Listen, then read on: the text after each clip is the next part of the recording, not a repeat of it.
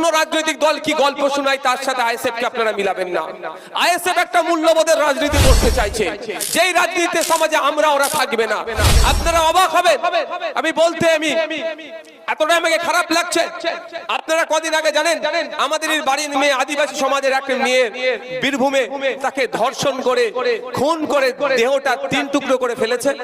2টো টুকরো পাওয়া গেছে, একটা এখনো পাওয়া যায়নি। আপনারা জানেন এটা কি ভয়ঙ্কর সমাজ ব্যবস্থা গড়ে উঠছে? কে করেছে না করেছে সেটা বড় কথা নয়, কিন্তু এই করার সাহসটা পেলে কোথা থেকে? পুলিশিং ঠিকঠাক হচ্ছে না। দেখুন, আমি একটা অন্যায় করতে তখনই সাহস পাবো, বাবার মনে প্রবণতা তখনই আসবে যখন জানবো সব তো আমার কন্ট্রোলে আছে, টাকা মেরে দেবো, হয়ে যাবে। কই আপনি যান, আমি দুবাইয়ের কথা বলছি। দুবাই আপনি যান, সব থেকে ক্রাইম ফ্রি দুবাই। কেন কেন ওটা ক্রাইম বলতেই নাই, 0%। কেন? ওখানে এত হেভি পুলিশিং, ওখানে এত সিস্টেমটা আপডেট যে একটি মেয়ে যদি, ইয়াং মেয়েকে যদি গায়ে 2-4 কিলো সোনা পরিয়ে এখান থেকে শিয়ালদা পাঠানো যায়, আমাদের এখান থেকে যদি পাঠায় আমরা একটু চিন্তিত হই যে ঠিকঠাক পৌঁছাবে তো।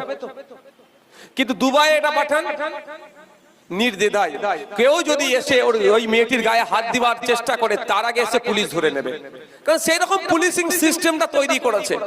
আমাদের রাজ্যে সেটা ফেলিও, থানা বাড়িয়ে যাচ্ছে, পুলিশ দিচ্ছে না। পুলিশের প্রায় 2 লক্ষ 2.5 লক্ষ শূন্য পদ হয়ে গিয়েছে, সেটা পূরণ করছে না।